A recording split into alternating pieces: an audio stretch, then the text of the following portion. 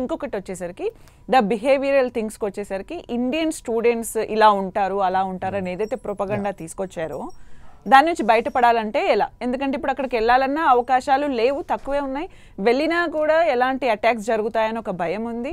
దీని నుంచి ఎలా బయటపడాలి? వాళ్ళ పరిస్థితి ఏంటి స్టూడెంట్స్? ఓకే, ముఖ్యంగా American universities are very huge.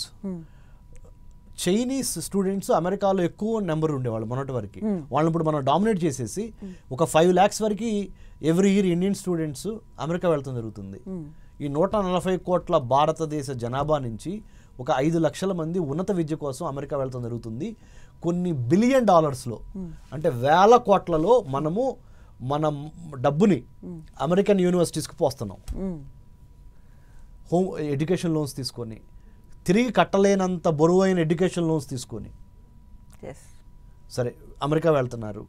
నేనైతే మాత్రము అమెరికా వెళ్ళిన 4 సార్లు అమెరికా వెళ్ళాను. 4 సార్లు అమెరికన్ గవర్నమెంట్ స్కాలర్షిప్ కొట్టెళ్ళా. నాకు I'm a general category student. I don't have any caste reservation. On merit based I won a scholarship to study in America. I won a scholarship to study in Israel also. Okay. నేను ఇప్పటికి ప్రపంచంలో 4 దేశాలకు వెళ్ళాను. 4 దేశాలకి merit based scholarship కొట్టెళ్ళా. Okay.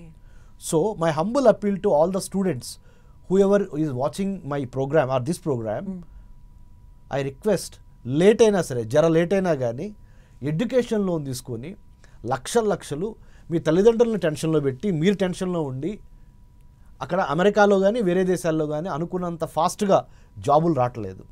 దయచేసి education loans తీసుకొని వెళ్ళొద్దు. అది మీ మీద చాలా ఒత్తిడి. మెరిట్ స్కాలర్షిప్ కొట్టి వెళ్ళండి. ఈ అప్పీల్ చేస్తా. మీరు అన్నదాన్ని చెప్తున్నా, మన ఇండియన్ స్టూడెంట్స్ GRE, TOEFL వీటిల్లో మంచి స్కోర్ చేసి అమెరికా వెళ్తాం జరుగుతుంది, వేరే దేశాలు వెళ్తాం జరుగుతుంది. వెళ్ళిన తర్వాత ₹1 సంపాదించుకుందాము, ఫీజులు కట్టుకుందాము, ఎడ్యుకేషన్ లోన్ తీసుకొని వచ్చాం కదా బ్యాంక్స్ లోన్ తీసుకొని ఇండియాలో, అవి తిరిగి కట్టుకుందాము, లేదా అమ్మా నాన్నకి కొంత పంపిద్దాము. ఎందుకంటే అమ్మా నాన్న కూడా చాలా ఆశలు పెట్టుకొని బంగారం కూడా తాకట్టు పెట్టి పంపించిన రోజులు ఉన్నాయి. కాబట్టి మనము మన ఖర్చు ఎంత తగ్గించుకుంటే అంత మంచిది. కాబట్టి 4 రూములు తీసుకునే బదులు 1 రూమ్లో అడ్జస్ట్ అవుదాం. 4 గంటల బయటికి వెళ్ళి పబ్బుకో దేనికో వెళ్ళే బదులు వేరే అమెరికాలో ఉన్న వేరే జాతుల వాళ్ళు అలా చేస్తూ ఉంటారు. మన ఇండియన్ స్టూడెంట్స్ ఏం చేస్తారంటే ఏ పెట్రోల్ బంక్లోనూ, ఏ రెస్టారెంట్లోనూ, ఏ పార్ట్ టైం జాబ్స్ ఎక్కువ చేయడం జరుగుతుంది. అది కూడా కొద్దిగా మనం తగ్గించుకోవాలి. రూల్స్కి వ్యతిరేకంగా చేయకూడదు, లాఫుల్గా ఉండాలి. ఎందుకంటే వెన్ యు ఆర్ ఇన్, నేను మీ ఇంట్లో గెస్ట్గా వచ్చాను.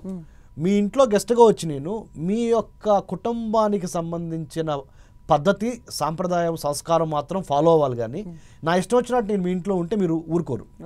సేమ్ అంతే అమెరికా వెళ్ళినప్పుడు అమెరికా యొక్క రూల్స్ రెగ్యులేషన్స్, అమెరికన్ యూనివర్సిటీ సిస్టంలో ఉన్న రూల్స్ రెగ్యులేషన్స్కి వ్యతిరేకంగా ఎక్కువ పార్ట్ టైం జాబులు చేయటము, దొంగ సర్టిఫికెట్లు పెడతాము, లేకపోతే దొంగ డాక్యుమెంట్స్, ఫేక్ డాక్యుమెంట్స్ ప్రొడ్యూస్ చేయటము,